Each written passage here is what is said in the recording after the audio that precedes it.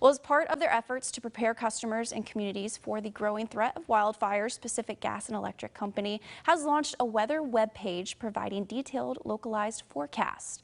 Joining us today to talk about their new program and how customers can use it is Denny Boyles, Marketing and Communications at Pacific Gas and Electric Company. Welcome. Hi, thank you for having me. Thank you for coming. And of course, weather's a little quieter here compared to the East Coast, but there's still a lot that affects, especially the power around here.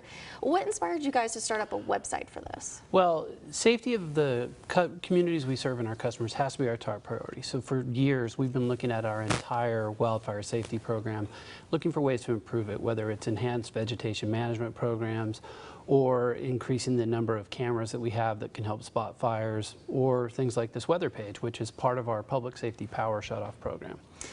And you said with this webpage, when everyone's going to it, what kind of information are they going to find when they go? First and foremost, you're going to see whether a public safety power shutoff is possible or forecast in your area anytime in the next 7 days. It will also show you conditions in other areas of the state, so if you're traveling or if you have family members who might not be looking at the website. There's several criteria that we look at before we make the decision to do a public safety power shutoff. There's a lot of details about those conditions on the web page. The first one is obviously a red flag warning from the National Weather Service, but then we look at relative humidity, temperatures, winds, conditions of fuels on the ground, reports from crew members.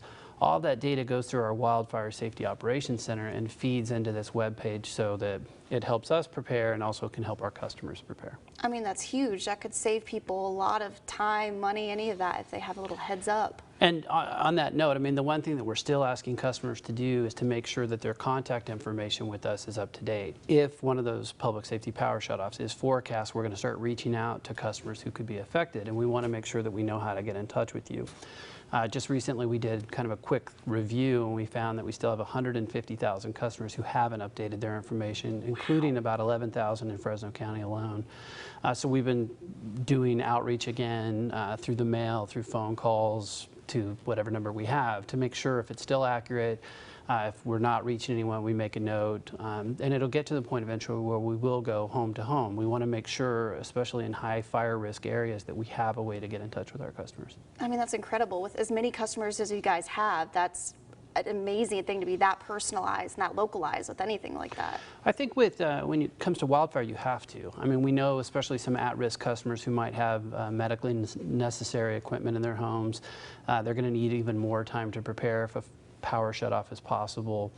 And also just if they want to start preparing for that eventuality, no matter where they live, if they want to look at having a generator installed, we have information about that in terms of doing it safely, using a licensed contractor. In that case, we're concerned about ventilation and also that it's hooked up correctly so it doesn't injure an electric worker by incorrectly feeding the grid. Absolutely. And with this for the forecast, and you said the 7 day, do you guys have your own team of meteorologists? We do. We have a forecasting team.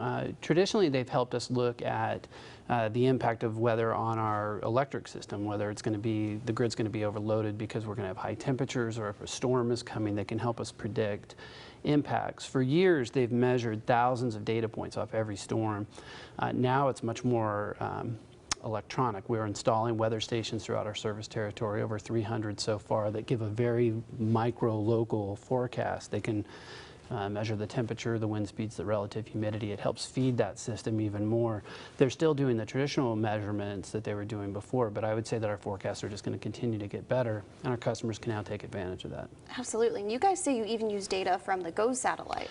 We do. So recently, with some great students from the University of Wisconsin, we put together a program that helps us spot fires from that satellite data. The imagery from those satellites is available to the public.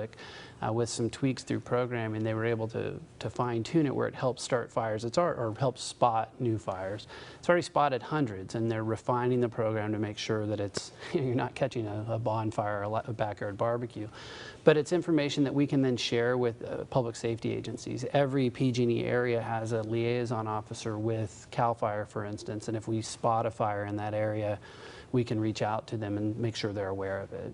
Absolutely. Well, thank you so much for all of that information. Thank you. I mean, it's such a great tool for everyone here in the Valley to utilize. Thank you. Thanks.